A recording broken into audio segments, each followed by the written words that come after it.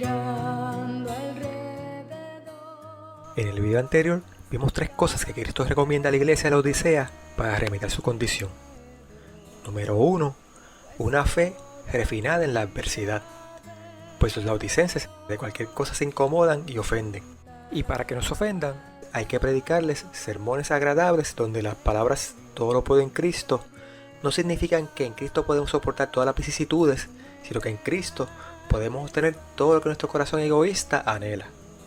¿Quiero ganar más dinero? Todo lo puedo en Cristo. ¿Quiero tener un mejor empleo? Todo lo puedo en Cristo. ¿Quiero tener una mejor casa? Todo lo puedo en Cristo. ¿Quiero tener un mejor carro? Todo lo puedo en Cristo.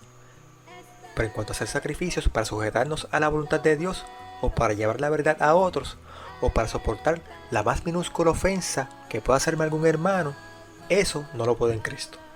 La segunda cosa que Cristo recomienda a la iglesia de la Odisea para remediar su condición es ser justificados. El asunto es que hoy día todo el mundo predica la justificación por la fe, hasta los católicos.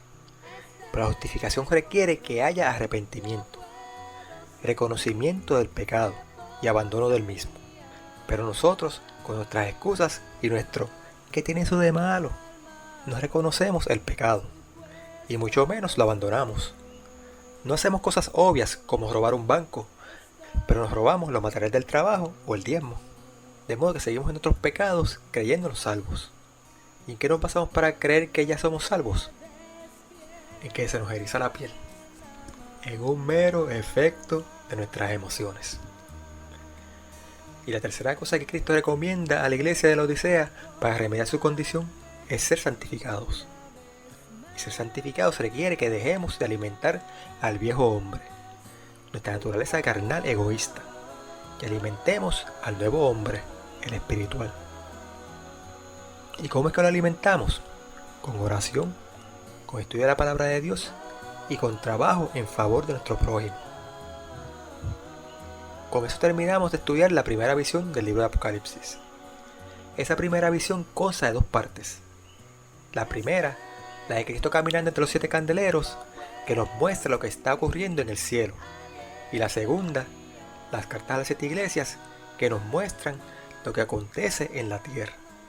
Las cartas a las 7 iglesias cubren la historia de la iglesia desde su fundación hasta el fin del tiempo de gracia.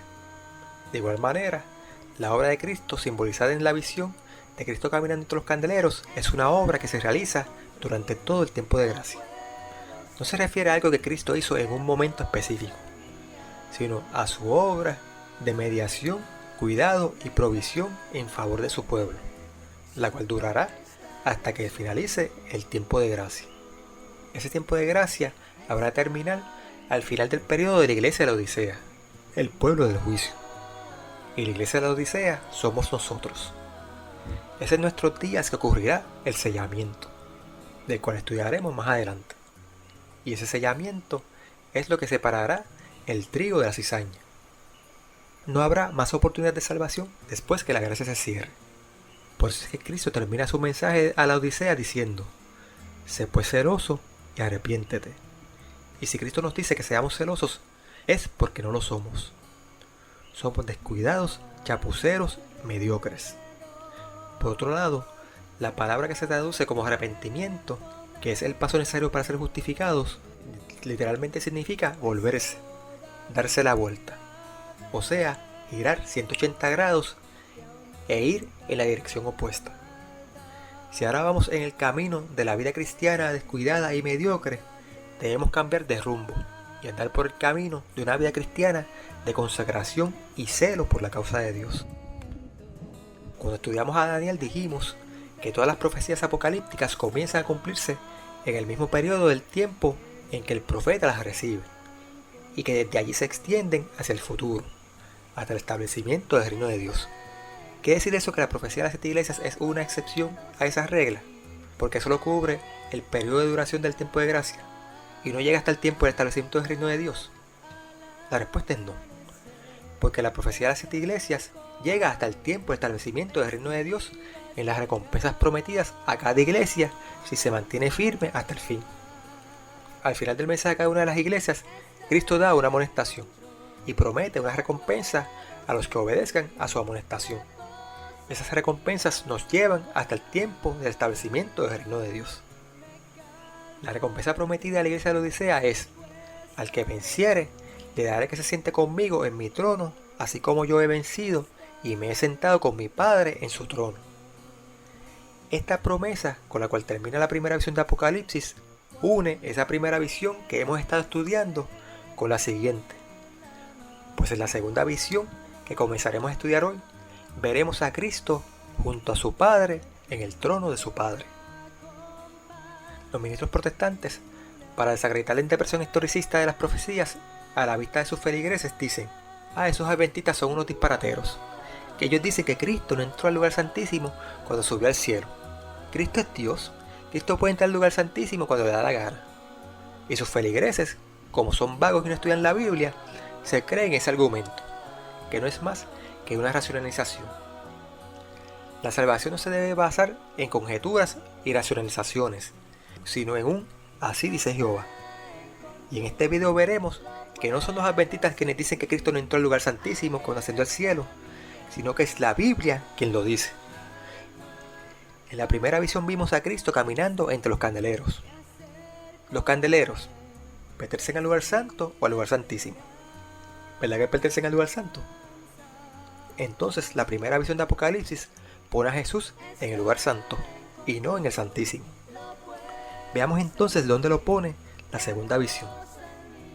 Apocalipsis 4, verso 1. Después de estas cosas miré, y he aquí una puerta abierta en el cielo. Y la primera voz que oí como de trompeta, que hablaba conmigo, dijo: sube acá, y yo te mostraré las cosas que han de ser después de estas. La frase "después de estas cosas" es una de las frases que comúnmente usa Juan en el Apocalipsis para indicar transición de una escena a una nueva escena o una nueva profecía. Y en esta nueva profecía, Juan ve una puerta abierta. Esta puerta es la misma puerta que ya vimos en la profecía anterior, la puerta de la gracia. Pero esa puerta de la gracia no es meramente una puerta figurada o simbólica, es una puerta literal. Es la puerta al lugar en el cual Cristo comenzó a realizar su obra continua en favor de la humanidad. La puerta que conduce al interior del santuario celestial, aquel verdadero tabernáculo que Dios levantó y no hombre. Cristo es quien abrió esa puerta, pues sin su victoria en la cruz, el plan de salvación y todo lo prefigurado en el servicio del santuario no sería posible ni tendría ya razón de ser ni significado. Dice Juan que cuando él ve esa puerta abierta, escucha la voz como de trompeta que había escuchado al principio, que le dijo: sube acá y yo te mostraré las cosas que han de ser después de estas. Esa voz como de trompeta que había escuchado al principio, o sea, en la primera profecía que ya estudiamos, vimos que es la voz de Cristo. Todos los protestantes que creen en el dispensacionalismo y en la interpretación futurista de las profecías, me refiero a los bautistas, evangélicos, pentecostales y todos los demás, dicen que las palabras "sube acá" indican el momento en que ocurre el rapto secreto. De modo que todo lo que el libro de Apocalipsis tiene para decir desde este punto en adelante se refieren a cosas que han de ocurrir después de que la iglesia haya sido raptada secretamente por Cristo, y que nada tienen que ver con los cristianos, sino que se refiere a los judíos literales y a todos aquellos que no se fueron con Cristo al cielo en el rapto. Si usted cree en el rapto, tiene dos opciones: o detiene este video aquí, pues lo que vamos a decir de aquí en adelante no tiene nada que ver con usted, o continúa viendo para enterarse de todas las cosas que el libro de Apocalipsis aún tiene para decirnos, que el diablo no quiere que sepamos, y por las cuales se ideó la satánica doctrina del rapto secreto, con la cual tiene engañado a todos los protestantes. Y no se equivoque, también muchos católicos están comenzando a creer esa mentira. Qué curioso. La Iglesia Católica se inventó la interpretación futurista durante el Concilio de Trento y ahora ellos mismos están creyendo su propia mentira. Ciertamente el que cava foso termina cayendo él mismo dentro del foso que cavó. Antes de continuar, es necesario que repasemos rápidamente el plano del santuario para poder responder al argumento de que Cristo, por ser Dios, tiene acceso al lugar santísimo cuando quiera que se le antoje. Si ese argumento fuera válido, entonces podemos decir que dado que Cristo es el Cordero de Dios, también puede morir por los pecados del mundo cuando quiera y cuantas veces quiera. Si eso fuera así, entonces la transubstanciación tiene fundamento. Pero ¿cuántas veces al año se sacrificaba la Pascua? ¿Verdad que se sacrificaba una sola vez al año? ¿Y cuántas veces murió Cristo?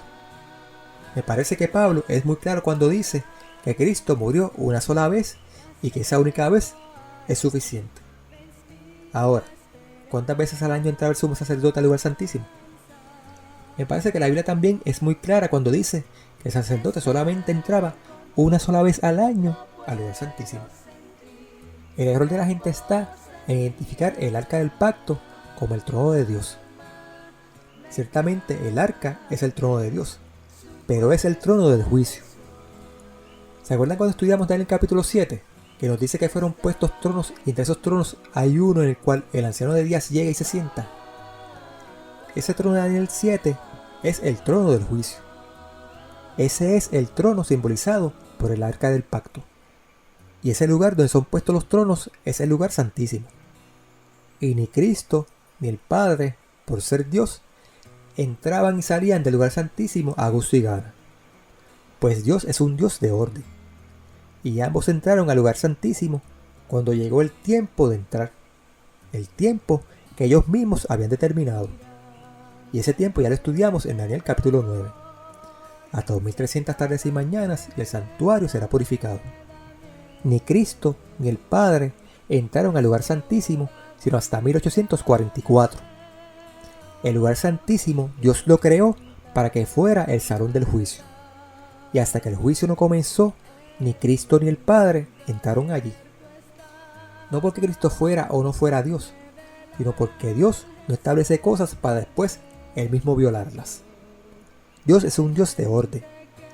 Él no obra por caprichos o antojos, sino que todo lo que hace tiene un propósito. ¿Quiere decir esto que Dios estuvo de pie toda la eternidad hasta 1844? Pues claro que no. Dios tiene otro trono fácilmente identificable en el santuario. Por eso es que necesitamos repasar el plano del santuario. El santuario se erigía de manera que la entrada del mismo quedara hacia donde nace el sol, o sea, hacia el este. De modo que una vez erigido y todos los muebles estaban puestos en su lugar, la puerta quedaba hacia el este, el lugar santísimo hacia el oeste, el candelabro hacia el sur y la mesa de los panes hacia el norte. Si el arca es el trono del juicio, ¿qué muebles representa el trono de Dios antes del juicio? No es necesario que especulemos al respecto, pues la Biblia claramente nos dice cuál. Leamos Isaías 14, 12 al 14, donde nos habla del primer anticristo, el primer usurpador que pretendió ser Dios. Dice: ¿Cómo caíste del cielo, oh Lucifer, hijo de la mañana? Cortado fuiste por tierra, tú que debilitabas a las naciones, tú que decías en tu corazón: subiré al cielo a lo alto, junto a las estrellas de Dios levantaré mi trono, y en el monte del testimonio me sentaré, a los lados del norte. Sobre las alturas de las nubes subiré, y seré semejante al Altísimo. ¿Cuál mueble quedaba al norte en el santuario? La mesa de los panes de la presencia. La mesa de los panes de la presencia es el mueble que representa el trono de Dios hasta 1844, cuando comenzó el juicio, y entonces se sentó en el trono del juicio en el lugar santísimo. Si usted no había notado antes esto que acabamos de decir, seguramente le chocará. Pero Apocalipsis 4.1 nos ha dejado justo a la puerta del santuario celestial, y estamos a punto de mirar dentro y ver el trono de Dios en el lugar santo. ¿Cuándo está viendo el lugar santísimo? Porque apenas ha llegado a la puerta y no puede ver el lugar santísimo sin pasar primero por el lugar santo. Verso 2. Enseguida yo fui en el Espíritu. Esta es una frase que ya hemos oído y que continuaremos oyendo durante todo el resto del libro. Juan recibió la visión y escribió el Apocalipsis por el Espíritu Santo. Y si nosotros queremos entenderlo, es necesario que nos ilumine el mismo Espíritu. Y ahora sí, y aquí un trono que estaba establecido en el cielo, y sobre el trono estaba uno sentado. Por la idea errada de que solo el arca del pacto es el trono de Dios, Muchos entienden que esta visión de Apocalipsis 4 es la misma visión de Daniel 7, verso 9. Pero en Daniel 7, 9 son puestos tronos. Mientras que aquí en Apocalipsis 4 el trono ya está asentado o establecido. En Daniel 7:9 Dios el Padre llega y se sienta. Aquí en Apocalipsis 4 Dios el Padre ya está sentado. Son dos tronos y escenas diferentes. El trono de Daniel 7:9 no es el trono ya establecido en Apocalipsis 4, sino el trono que se establece en 1844, el trono del juicio. En otras palabras, Daniel sí vio el lugar santísimo, pero Juan está viendo el lugar santo. Recuerden lo que hemos dicho desde que estudiamos a Daniel, que las profecías apocalípticas comienzan en el tiempo presente en que el profeta las recibe y de allí se extienden hacia el futuro. Si esta escena de Apocalipsis 4 fuera la misma de Daniel 7:9, se estaría violando ese principio, pues la visión apenas comienza y estaríamos entrando de golpe a 1844. Daniel en su visión no comenzó viendo el lugar santísimo. Él vio primero las 4 bestias, luego el cuerno pequeño, y entonces es que se le muestra el juicio. Fue llevado en visión a través de la historia hasta llegar a 1844. No entró de golpe en 1844. Ni tampoco Juan entra de golpe y porrazo al lugar santísimo, cuyo uso aún estaba reservado para el futuro cuando Juan recibió esta visión. Lo que Juan comienza a ver aquí es algo que ya era en el año 96 y que se extendería desde allí hacia el futuro, hasta el establecimiento del reino de Dios. Aunque Daniel nos da una descripción del Padre como un anciano de días, Juan por su parte no nos da descripción alguna en cuanto a su apariencia, a diferencia de la detalladísima descripción que nos dio de Cristo en la visión anterior. Juan no logra penetrar dentro de la gloriosa luz que emana del Padre. Solo nos dice que vio la forma de un ser personal sentado en aquel trono. ¿Por qué a Juan no se le permitió ver al Padre como un anciano igual que a Daniel? Quizás porque aunque Daniel nos habla de tronos en plural, no describe a los que se sentaron en los otros tronos mencionados, mientras que Juan sí nos va a hablar de 24 ancianos sentados alrededor del Padre. Y obviamente aquí se quiere hacer una marcada diferencia entre la naturaleza del Padre y la de los ancianos. De haber descrito a Dios como un anciano de días hubiera puesto la gloria de Dios el Padre al mismo nivel de los 24 ancianos. Verso 3. Y el que estaba sentado era al parecer semejante al resplandor de una piedra de jaspe y de sardio. O sea que del Padre emanaba una luz de color rojizo.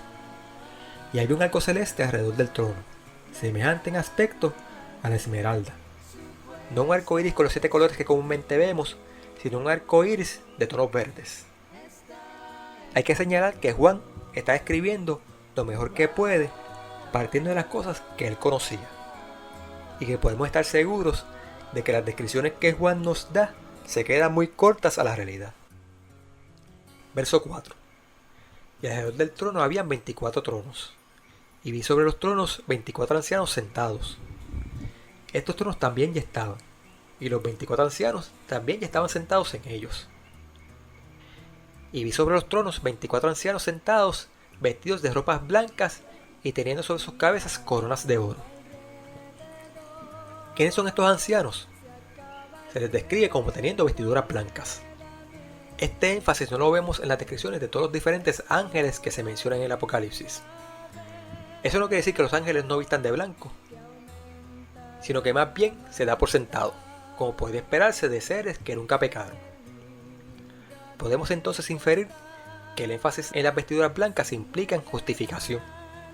Esas vestiduras blancas no son inherentes a ellos, sino que las tienen porque les fueron dadas. Eso, como lo dijimos, es una inferencia. Pero de estos 24 ancianos no solo se señala que están vestidos de blanco, sino que se dice que tienen en sus cabezas coronas de oro. En griego hay 2 palabras que se traducen al español como corona. La primera es diadema, que se refiere a la corona de los reyes y gobernantes, y la segunda es estéfanos, que se refiere a la corona de los vencedores, como las coronas de flores o laureles que se les colocaba en la cabeza a los vencedores en los antiguos Juegos Olímpicos. De ningún ángel o criatura en el cielo se dice que tenga corona, ni diademas porque no gobiernan, ni estéfanos porque no han vencido. Solo Dios reina, y Cristo no solo reina, sino que ha vencido. Pero los 24 ancianos ni son Dios ni son Cristo. Los 24 ancianos llevan coronas de victoria, estéfanos, y los únicos que llevan coronas de victorias, aparte de Cristo, son los redimidos. De modo que estos 24 ancianos solo pueden representar a seres humanos. No pueden representar ni a ángeles, ni a seres de otros mundos no caídos, sino solo a seres humanos que han vencido por la gracia de Dios. Sabemos por la Biblia que Enoc, Moisés y Elías están en el cielo.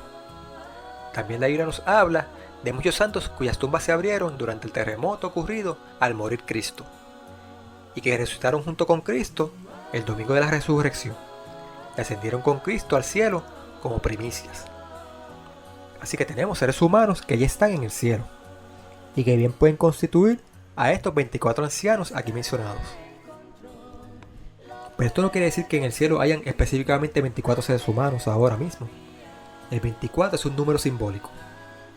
24 eran las órdenes sacerdotales entre las cuales se sorteaban los diferentes servicios del templo.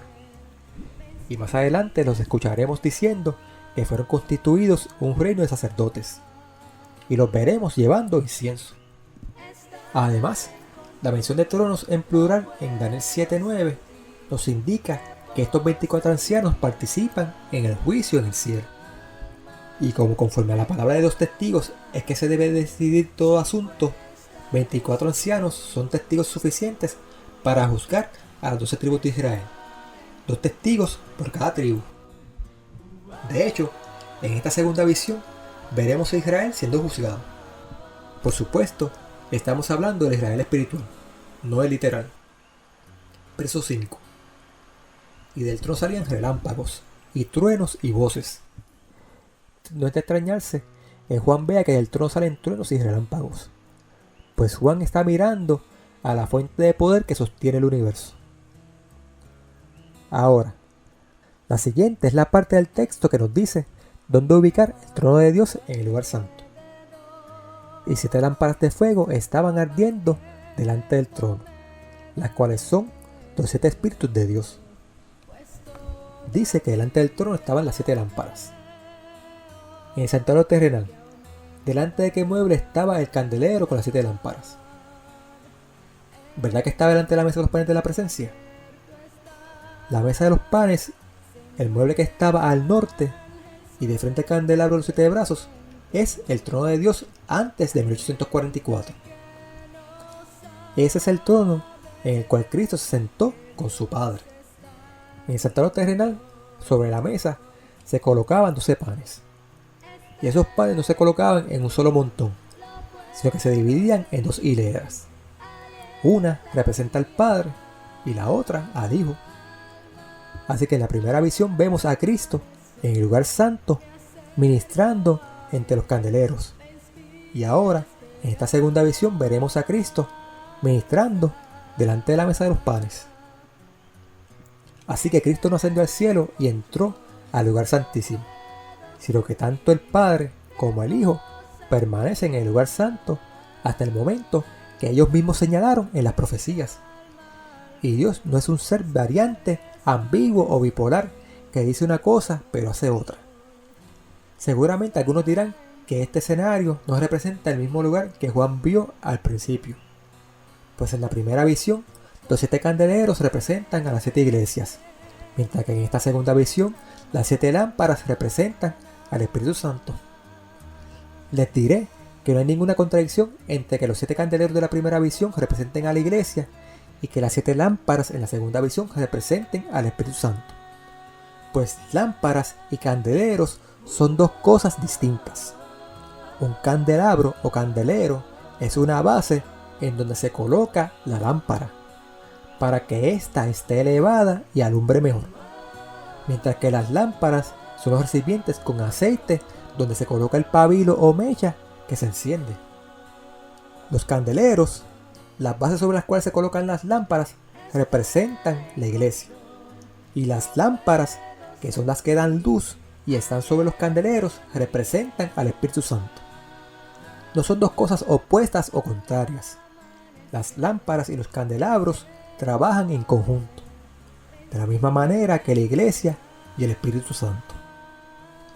Todavía nos queda más que decir respecto a esto y a la ubicación de los muebles en el santuario, pero no queremos adelantarnos. Ya lo veremos en el siguiente capítulo. Verso 6. Y delante del trono había como un mar de vidrio semejante al cristal. El santuario terrenal era relativamente pequeño, pero el santuario celestial es inmenso, tanto que más adelante veremos cientos de miles de personas de pie sobre ese mar de vidrio. De modo que ese mar de vidrio es enorme. Y en medio del trono y alrededor del trono, 4 seres vivientes llenos de ojos delante y detrás.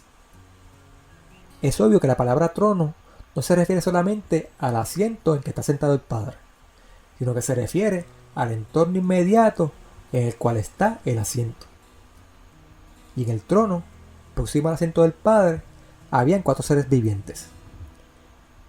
Estos 4 seres vivientes tienen cierto parecido con los seres vivientes que ve Ezequiel, pero no son los mismos. Los 4 seres de Ezequiel eran semejantes entre sí, y los 4 tenían 4 rostros cada uno: rostro de hombre, rostro de león al lado derecho, rostro de buey al lado izquierdo y rostro de águila en la parte de atrás, o la del frente, pues todo depende a cuál dirección se estuvieran moviendo. Pero los 4 seres que ve Juan tienen solo un rostro cada uno. El primer ser viviente era semejante a un león, el segundo ser viviente semejante a un becerro, el tercer ser viviente tenía rostro como de hombre, y el cuarto ser viviente semejante a un águila volando. Los mismos 4 rostros que vemos en Ezequiel, pero no los 4 a la vez, sino un rostro diferente en cada ser viviente. De modo que aunque no sean los mismos seres, podemos decir que comparten el mismo simbolismo. Un dato curioso es la descripción del cuarto ser viviente. El cuarto ser viviente es semejante a un águila volando. Eso me lleva a preguntar, ¿y en qué se diferencia el rostro de un águila volando del rostro de un águila que no está volando? Si usted conoce alguna diferencia, por favor, hágamelo saber. Porque yo no sé diferencia alguna entre el rostro de un águila volando y un águila que no está volando. Hasta donde yo sé, la diferencia entre un águila que vuela y una que no está volando no está en sus rostros, sino en las alas extendidas. Juan también nos habla de las alas. Y los 4 seres vivientes tenían cada uno 6 alas alrededor.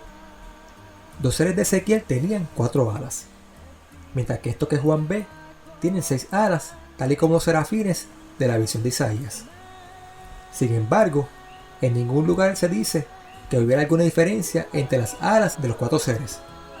Los 4 tenían sus alas de la misma manera. Así que la frase, semejante a un águila volando, nos debe estar señalando a algo que no tiene que ver con la descripción de lo que Juan está viendo, sino con el significado de lo que Juan está viendo. Y el simbolismo detrás de los seres vivientes es el siguiente. Veamos nuevamente el plano del santuario terrenal, pero esta vez veamos afuera del santuario, más allá del atrio. Más allá del atrio, alrededor del santuario acampaban los levitas, divididos por sus familias. Las familias de los levitas eran 3: Gersón, Coat y Merari. De la familia de Coat fue tomada la familia de Aarón para el sacerdocio, y la familia de Aarón acampaba al este, justo frente a la entrada al atrio del santuario. El resto de la familia de Coat acampaba al sur del santuario. La familia de Gersón acampaba al este del santuario y la familia de Merari acampaba al norte del santuario. De este modo los levitas cuidaban que el resto del pueblo no se acercara al santuario de manera inapropiada o para curiosear. El resto del pueblo también acampaba alrededor del santuario, pero después de los levitas, y no acampaban como mejor les parecía, sino que lo hacían en un orden específico. Las 12 tribus estaban divididas en 4 grupos de 3 tribus cada una. y acampaban ordenadas en sus 4 grupos, y en sus 4 grupos también marchaban. Y cada uno de esos 4 grupos tenía una bandera que lo identificaba. ¿Recuerdan la descripción de los 4 rostros de los seres vivientes de Ezequiel? Primero, rostro de hombre. Y de hombre era la figura de la bandera de las tribus de Rubén, Simeón y Gad, que acampaban al sur del santuario. Al lado derecho, rostro de león. Y justamente a la derecha, o sea, al este del santuario, acampaban las tribus de Judá, Isaacar y Zabulón, cuya bandera tenía la figura de un león. Luego a la izquierda tenían rostro de buey. Y al lado izquierdo, o sea, al oeste, acampaban las tribus de Efraín, Manasés y Benjamín, cuya bandera tenía la figura de un buey. Y por último, a la parte de atrás, tenían rostro de águila. Y las banderas de las tribus de Dan, Aser y Neftalí, que acampaban al norte, tenían la figura de un águila con las alas extendidas. De modo que los 4 seres vivientes son una representación del pueblo de Dios. Dice el verso 6 que estos seres vivientes estaban llenos de ojos delante y detrás. El verso 8 dice, y los 4 seres vivientes tenían cada uno 6 alas alrededor y dentro estaban llenos de ojos. Ya hemos visto el significado de los ojos en videos anteriores. Los ojos son símbolos de sabiduría. En este caso, de la sabiduría que da el Espíritu Santo. De modo que estos 4 seres no representan a los que dicen ser pueblo de Dios, sino a los que realmente lo son. Los obedientes que no contristan al Espíritu Santo. Los que son santificados. Malaquías 1:11 dice, porque desde donde el sol nace hasta donde se pone, es grande mi nombre entre las naciones. Y en todo lugar se ofrece a mi nombre incienso y ofrenda limpia. Porque grande es mi nombre entre las naciones, dice Jehová de los ejércitos. Estas palabras de Malaquías 1:11 se las dirige Dios al pueblo judío en reproche por su engreimiento de creerse que por la mera apariencia de religiosidad, por la mera obediencia a los ritos, ya eran merecedores de las bendiciones de Dios, cuando en realidad hacían todo de una manera descuidada y chapucera, mostrando con sus obras que no tenían verdadero amor hacia Dios, y mucho menos hacia el prójimo. En cambio, esparcidos por el mundo entero, habían personas que sin tener los privilegios que Dios les había concedido al pueblo judío, honraban y adoraban a Dios en espíritu y en verdad. A esos es a quienes los 4 seres vivientes se representan.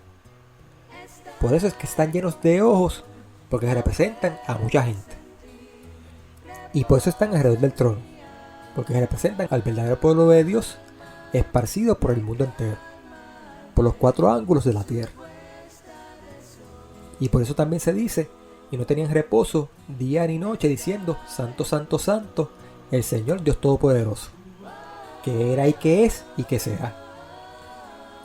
Porque de día o de noche, en algún lugar del planeta, siempre hay quien esté adorando a Dios en espíritu y en verdad. Verso 9. Cuando aquellos seres vivientes daban gloria y honra y alabanza al que estaba sentado en el trono y adoraban al que vive para siempre jamás, los 24 ancianos se postraban delante del que estaba sentado en el trono y adoraban al que vive para siempre jamás. Echaban sus coronas delante del trono diciendo, Señor y Dios nuestro, digno eres de recibir gloria y honra y virtud, porque tú creaste todas las cosas y por tu voluntad tienen ser y fueron creadas. Hay ciertas concesiones erróneas entre los cristianos respecto a Dios y sus criaturas, que piensan que Dios ha creado todos estos seres para que lo adoren, como si Dios fuera un ser egocéntrico que necesita ser adulado por sus criaturas para dar significado a su existencia. Ninguna de las alabanzas y actos de adoración que vemos en el Apocalipsis son dados porque Dios los demande o los necesite, sino que son actos espontáneos de sus criaturas, las cuales al reconocer las virtudes y la grandeza de Dios, lo alaban de forma voluntaria y espontánea. En esta ocasión, Dios el Padre es alabado por ser el Creador. Y alguno dirá, ¿acaso no fue Cristo quien creó todas las cosas? Y ciertamente, Cristo fue quien ejecutó la acción de crear. Pero Él no creó por su cuenta, sino que la deidad completa planificó y estuvo presente durante la creación. Por eso es que en Génesis se presenta a Dios hablando en plural cuando dice: hagamos al hombre a nuestra imagen y conforme a nuestra semejanza. Hasta aquí hemos visto que Juan ve abierta la puerta del santuario celestial y es invitado por Cristo a ir y mirar dentro. Y Juan ve dentro del lugar santo. En el capítulo 5, Juan continúa describiendo lo que vio dentro del lugar santo del santuario celestial. Capítulo 5, verso 1. Y vi en la mano derecha del que estaba sentado sobre el trono un libro escrito por dentro y por fuera, sellado con 7 sellos. Y vi un fuerte ángel predicando en alta voz: ¿quién es digno de abrir el libro y de desatar sus sellos? Y ninguno podía, ni en el cielo ni en la tierra, ni debajo de la tierra, abrir el libro ni mirarlo. Y yo lloraba mucho porque no había sido hallado ninguno digno de abrir el libro, ni de leerlo, ni de mirarlo. La cantidad de sellos de un documento resaltan la importancia del documento. Y en los días de Juan, los testamentos eran usualmente sellados con 7 sellos. Y tal vez por eso es que Juan llora, porque ese documento en la mano derecha del Padre no puede sino contener la herencia de Dios y quienes la habrán de heredar. Los que entienden que esta visión de Apocalipsis capítulo 4 y capítulo 5 es la misma visión de Daniel capítulo 7 verso 9 en adelante, dicen que ambas escenas son las mismas porque en Daniel 7 nos dice que el juez se sentó y los libros fueron abiertos. Ellos no solo no notan lo que ya discutimos, que en Apocalipsis 4 y 5 el trono ya está establecido y Dios el Padre ya está sentado, mientras que en Daniel los tronos no estaban, sino que apenas son puestos en el lugar, ni el Padre tampoco estaba, sino que llega después que los tronos son puestos, sino que tampoco notan que en Daniel 7 los libros son abiertos, mientras que aquí en Apocalipsis 5 el libro está cerrado, y bien cerrado, sellado con 7 sellos. Y aunque hemos de ver a Cristo que aparece en escena y quita los 7 sellos, en ninguna parte, en toda esta segunda visión, usted verá que el libro se ha abierto, pues el libro no se abrirá sino hasta 1844. Ciertamente, como ocurre con todas las profecías apocalípticas, esta segunda visión de Apocalipsis cubre la historia comenzando desde el momento en que Juan recibe la visión hasta el establecimiento del reino de Dios. Pero los eventos que aún queden en el futuro, como lo es el comienzo del juicio y el final establecimiento del reino de Dios, no son presentados de manera obvia, sino que están escondidos en los cánticos que son entonados durante la visión. Y uno de los ancianos me dijo: no llores, he aquí el león de la tribu de Judá, la raíz de David, que ha vencido para abrir el libro y desatar sus sellos. Y miré, y he aquí en medio del trono y de los 4 seres vivientes, y en medio de los ancianos estaba un cordero como inmolado, que tenía 7 cuernos y 7 ojos, que son los 7 espíritus de Dios enviados en toda la tierra. Y él vino y tomó el libro en la mano derecha de aquel que estaba sentado en el trono. Este personaje que Juan ve, símbolo indudable de Cristo, el Cordero de Dios que quita los pecados del mundo, Juan lo describe como un cordero que, aunque está vivo, luce como si acabara de haber sido sacrificado. Esto es porque este es Cristo, que acaba de completar su misión como sacrificio expiatorio por los pecados del mundo. Y aunque esa misión ya ha sido completada y ahora se presenta ante el Padre en su nueva misión como mediador entre Dios y los hombres, el apóstol nos dice claramente que ese mediador entre Dios y los hombres aún sigue siendo hombre. Así como lo oye, Cristo no adoptó la humanidad por los 3 años y medio que estuvo en este mundo, sino que la adoptó para siempre, haciéndose nuestro hermano por la eternidad. Y por la eternidad veremos las cicatrices en sus manos, en su costado, en sus sienes y en sus pies, que nos recordarán por siempre que Él es el Cordero que por amor a nosotros se ofreció a sí mismo. Nos dice además que tenía 7 cuernos. Ya hemos estudiado estos 2 símbolos en videos anteriores. El número 7 significa plenitud y los cuernos son símbolos de poder. Y aunque Cristo adoptó nuestra humanidad para siempre, no por eso ha dejado de ser Dios. Y como todopoderoso Dios, tiene plenitud de poder. Y por último nos dice que tiene 7 ojos, que son los 7 espíritus de Dios enviados en toda la tierra. Ya hemos visto el significado de los 7 espíritus de Dios. Y que estos 7 espíritus de Dios, que no es otra cosa que la plenitud del Espíritu Santo, hayan sido enviados por toda la tierra, no es nada nuevo. Pues Cristo mismo dijo que cuando Él se fuera, enviaría a otro consolador. Estos versos encierran algo muy importante que nos va a ayudar a entender otros pasajes futuros. Juan está llorando porque no hay nadie digno de abrir el libro. Cuando uno de los 24 ancianos le dice: no llores porque aquí está el león de Judá que es digno de abrir el libro. Y cuando Juan se vuelve para ver al león, en lugar de un león, ve un cordero. Es muy importante que recordemos la diferencia entre lo que Juan oye y lo que Juan ve. Y es importante recordar que esa diferencia es solo aparente, pues al final el cordero y el león representan a la misma persona. Seguramente, atendiendo a aquel que le hablaba, Juan había apartado los ojos de la visión del trono. Y cuando vuelve a mirar, ya el cordero está allí. En el capítulo anterior vimos al Padre en su trono. Próximo al Padre y alrededor de él estaban los 4 seres vivientes. Y más allá de los seres vivientes, pero aún dentro de lo que se comprende como el trono, estaban los 24 ancianos. Pero ahora, aún más cerca del Padre que los 4 seres vivientes, aparece Cristo. Tan cerca como para poder tomar el libro de la mano del Padre. Verso 8. Y cuando hubo tomado el libro, los 4 seres vivientes y los 24 ancianos se postraron delante del Cordero, teniendo cada uno arpas y copas de oro llenas de perfumes, que son las oraciones de los santos, y cantaban un cántico nuevo, diciendo: digno eres de tomar el libro y de abrir sus sellos, porque tú fuiste inmolado y nos has redimido para Dios con tu sangre, de todo linaje, lengua y pueblo y nación, y nos has hecho para Dios un reino de sacerdotes y reinaremos sobre la tierra.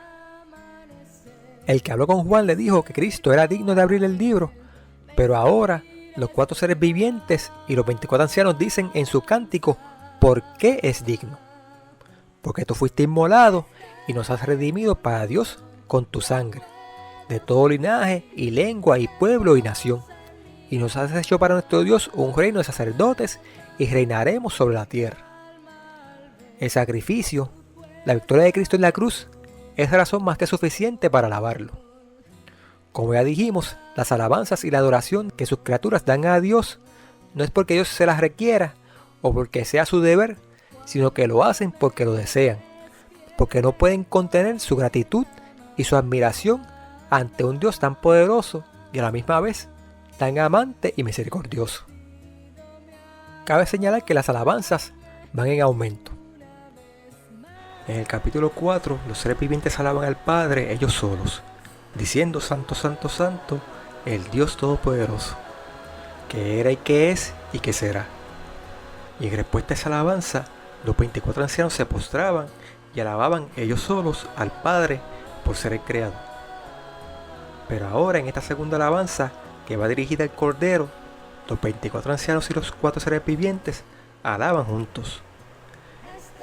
Ya mencionamos que los 24 ancianos alaban al Padre por ser el Creador, pero no explicamos por qué lo alaban los 4 seres vivientes.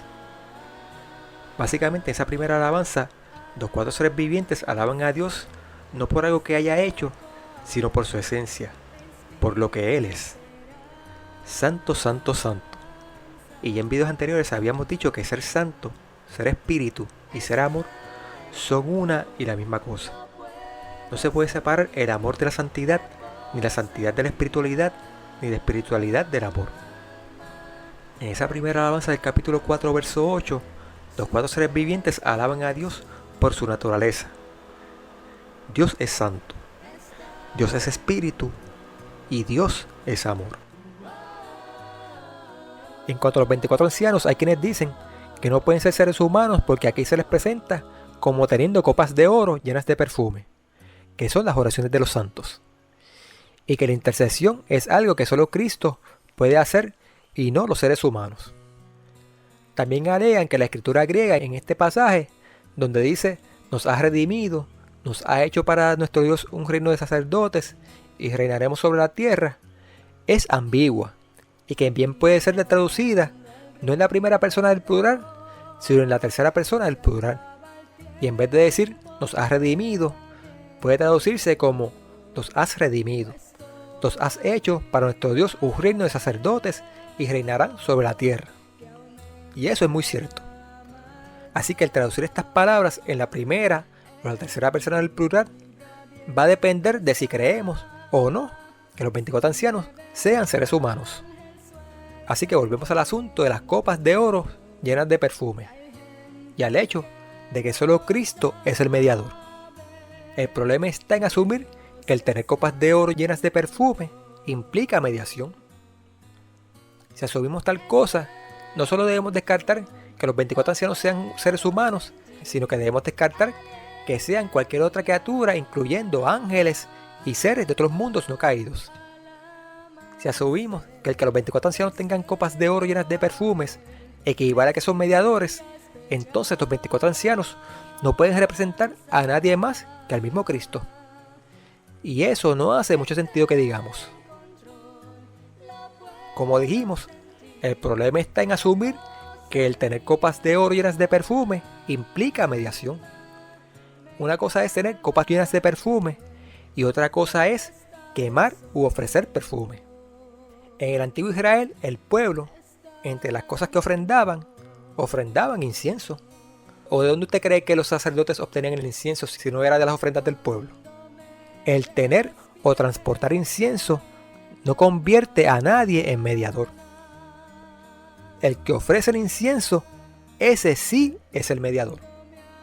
Por eso nos reafirmamos en que los 24 ancianos representan a seres humanos, las primicias que están ya en el cielo, incluyendo a Enoc, Moisés, Elías y los santos que resucitaron juntamente con Cristo.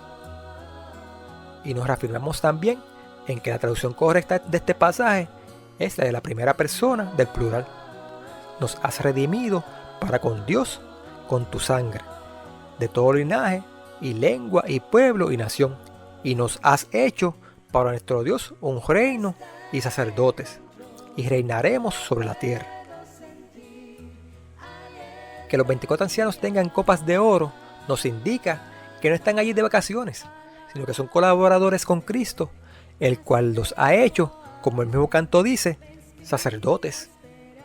Y nosotros también hemos sido constituidos en sacerdotes, colaboradores con Cristo en la salvación de la humanidad. Los 4 seres vivientes también cantan este mismo cántico con los 24 ancianos, porque los 4 seres vivientes nos representan a nosotros, los seres humanos que aún estamos en este mundo, que adoramos a Dios en espíritu y en verdad.